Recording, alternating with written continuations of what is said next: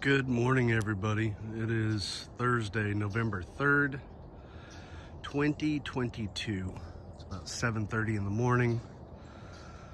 The guys were here again until about 7:30 at night, maybe 7:45. No doubt about it, these guys have really been busting their rear ends, working 11, 12-hour days easily. And I mean, they're not taking any breaks. These guys are really putting in the hours, the time. So no real complaints on the quality of work, or I guess the amount of work these guys are putting in. There's been a couple little small hiccups that really isn't bad, but it's kind of cutting into the time. So some things that they did that they're having to undo to go back and do it right. Emily and I were talking about this last night. There's so many projects that we've done, not at this scale, but things that we've built that, we've got it all put together. We've done the project or whatever, and halfway through it, and there's a redesign, and you think I should have done this. So, these things happen. So one of the things that they had to do is this skinny horizontal rail. It's, I guess, what the siding, it kind of holds the siding firm against the wall and gives them something to screw to. So what they had to do is they put those up on both sides. It looked like they doubled them up, but I can't really tell. Either that or they're just double pieces. But they had also put in all the joists for the lean-to side over here and the lean-to side over there. What they had to do last night is they ended up, after we finished the video last night, is they had to remove all those joists to put this heavy-duty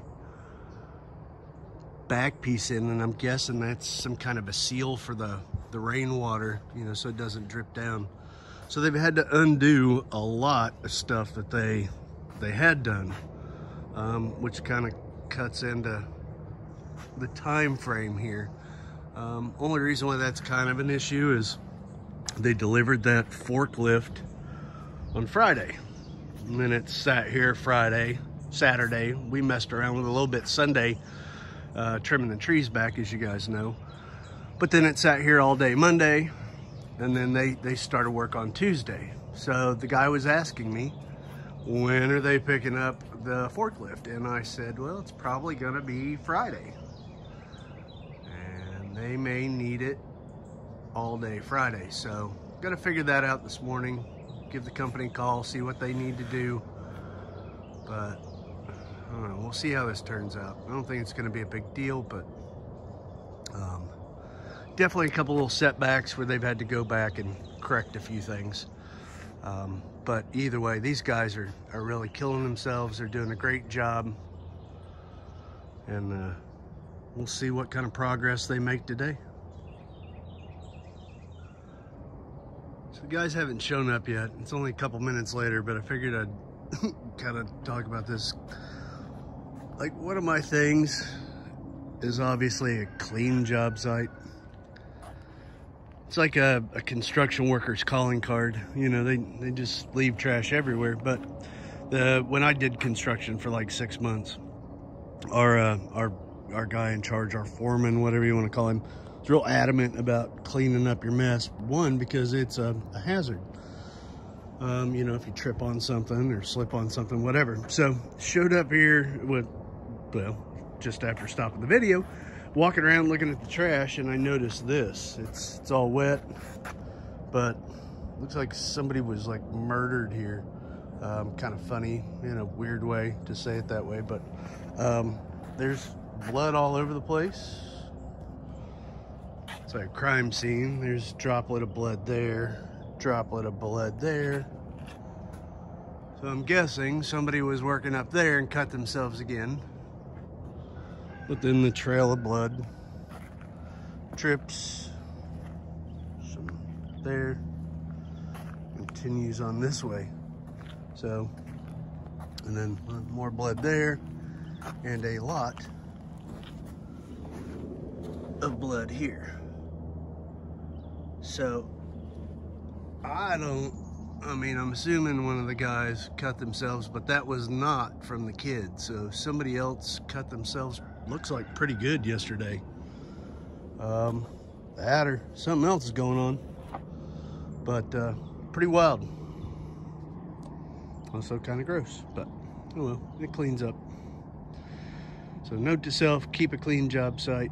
How do you guys handle that when you have contractors come and leave trash? It's kind of a calling card, I guess.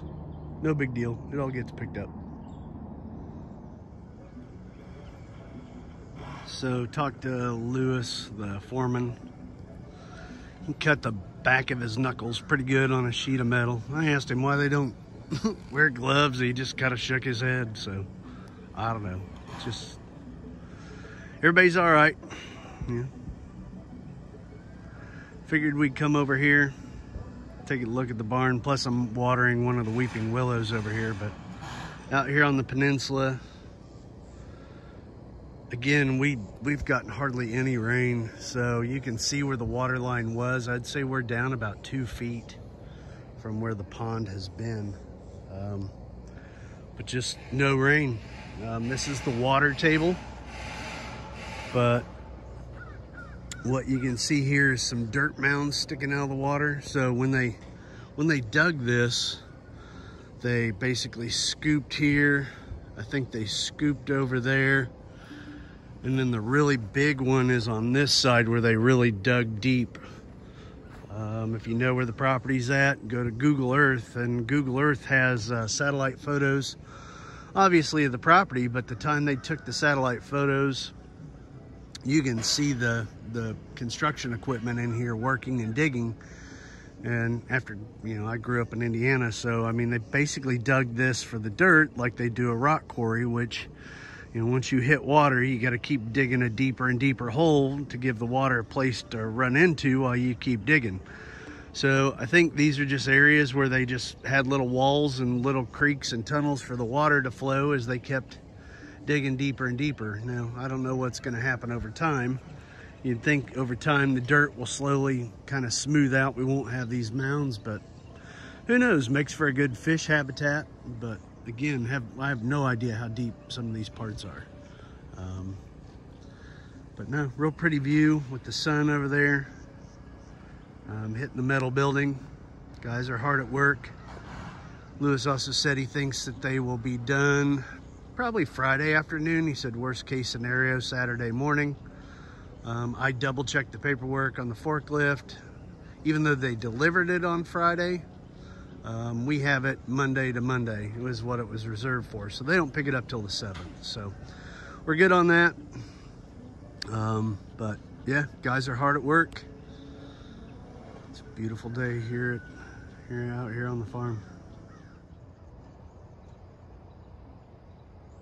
On a quick little side note, driving around getting some of the trees watered.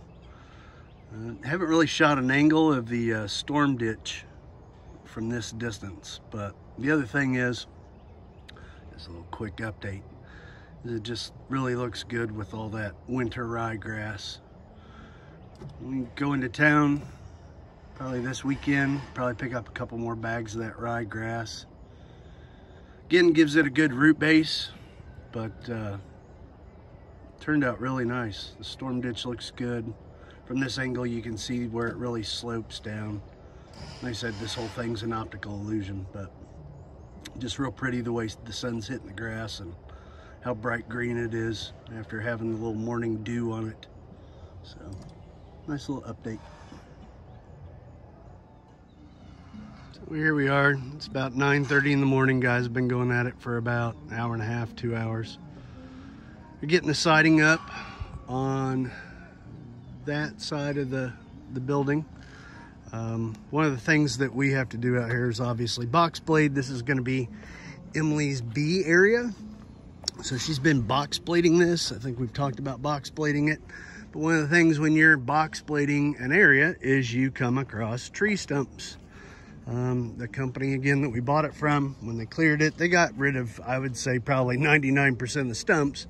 But every now and then you hit one with the box blade. So tree stump right there. What I've done, I've put on the backhoe attachment to our tractor. I'll have to do a video on that because it was a little intimidating first time we did it. There's instructions that are pretty decent, but after you've done it 2 or 3 times, it's pretty simple. But when we first did it, we watched a YouTube video. It was pretty helpful. In my opinion, they missed a couple steps where it would have been better to understand it, but it may be a different model, so I don't really know. But maybe we'll do a video on one day how to attach and remove, or install and remove, as the instructions say, the backhoe attachment on the tractor. But what I'm going to do is I'm going to dig up that tree stump. I'll show you kind of a little bit about that process. But it's a nice little view from the office this morning, sitting there watching them work on our building. So here we are about 10 minutes later. When you're trying to dig out a tree stump, even though the tree stump may only be like 6 or 8 inches in diameter, your hole ends up being, I don't know, probably 6 foot in diameter at least. And it's just kind of ridiculous, but it's the machine does the work. The backhoe's like every kid's dream, I think. I don't know, I'd never operated one before. We bought this thing, and Emily's really good at running it. She's had a lot of fun using it, and it is fun. But another part is I think Emily's dad will have to correct me, but I think it's either her great-grandfather or grandfather was part of the engineering and development of the backhoe. He worked on the Panama Canal, I believe. But Emily's dad will have to correct me. But anyways, kind of neat. Progress on the tree stump. Digging a hole. Progress on the barn. So here we are, probably 45 minutes, hour later. Still working on this stump. So I was gonna give you a couple more updates, but basically what you do is you just start pivoting around the area with the backhoe, and you just keep digging as deep as you can get. And what you're trying to do is get down to those tap roots down there. So now that I'm down there to it, it's probably, I don't know, good 5 foot deep hole. Again, 6 foot in diameter probably. About ready to pull it out of there. So once we pull it out, I'll show you how big the thing really was. Try and compare it to the bucket of the tractor. But again, guys are over there doing their thing. Well, and there you go. So that's about how big the thing is. Well, it's not about, that is how big it is. So again, you have to dig all the way down and get these tap roots to finally break. But then eventually it just pulls right out. I'm like plucking a great big carrot out of the ground. But it took about an hour. Well worth it though, because now that thing's not there. As I was digging, there's a lot of termites in it. So anything out of wood that Emily would have, which the beehives are out of wood, you know, they still could be prone to termites. It's probably one of the things you gotta watch. But either way, like that thing's just a nuisance. So not anymore. Now it goes over to the fire pit, and probably take it a couple days to burn it.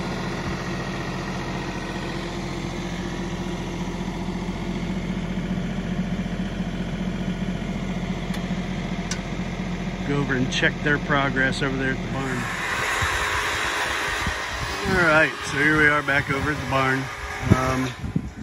They've got this side done. You can see the brown trim there on the bottom. So you got all this stuff ready to go over here. Looks pretty good. One of the other things we're gonna do, we're gonna probably put a lean-to on this, kind of like a doorway entry, put a concrete slab in down here. But just have a little door, that way you can stay out of the rain, and kind of gives it a better look. And again, a lean-to on this side to park our tractor and all the implements back over here. So I misspoke earlier when I thought that they had to remove those beams to put the full sheets in. It's kind of a language gap or barrier, whatever you want to call it. But either way, talking to him this morning, he explained that these were not full sheets going all the way up like they did here on the back. And what they did forget to put on was this brown piece of trim. And he said what that's for is if the cuts aren't perfectly straight, you know, versus seeing through the building, you'll see the brown in the background. So that's a really nice touch. Again, there are things that I didn't know go on this, and things he really didn't explain to us, that's not a bad thing. It's actually all turned out to be great things. The little things that they've done, you know, even again with the doorway being 10 foot high on the other side is a plus. They could have really went 12 foot or whatever, but it's all good things. Like I said, very happy with all the work. These guys are animals. I mean, they don't stop. So.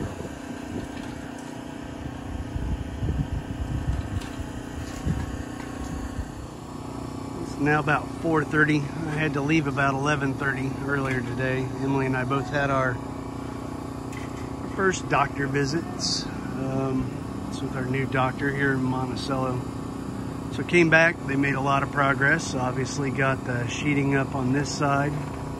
Again, this is the side where the RV's going.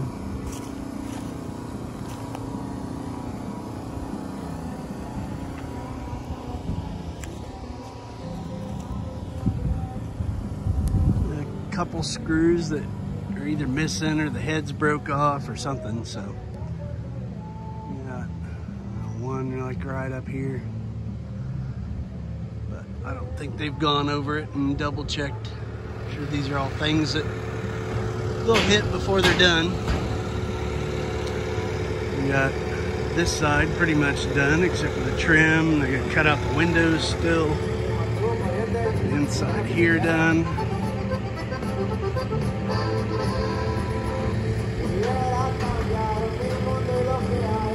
Doing the front of the building.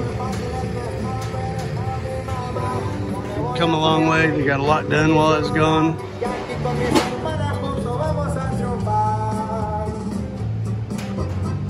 Still got a lot of work to do though. Let's see how they thought they were gonna get it done in 2 days, but I guess probably they didn't realize, well, the person I was talking to probably didn't realize how big of a job this really was. But again, everything's looking great. A bunch of screws missing along there and a few up at the top, but again, it's pretty obvious. I'm sure that they'll get it before they're done, but everything's looking really good.